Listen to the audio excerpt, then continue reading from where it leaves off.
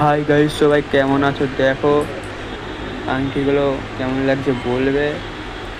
আর ওই আংটিগুলো সব আছে হলমার্ক, সব 916-এর আছে, 22 ক্যারেটের। দেখো কেমন লাগছে বলবে।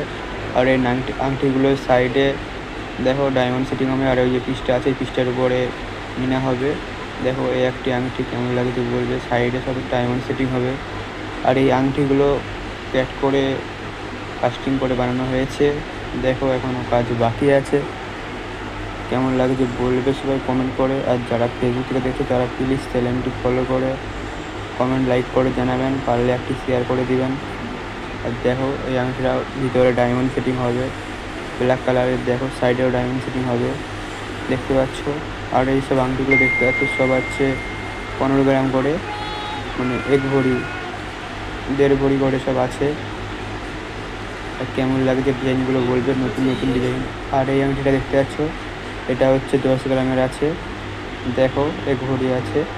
এটার উপরে রং আসবে, এই পুরোটা দেখতে পাচ্ছ, পুরোটার কাছে।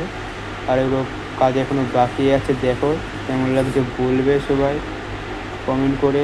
চলো গাইস, টাটা বাই। আংটিগুলো বলবে কমেন্ট করে।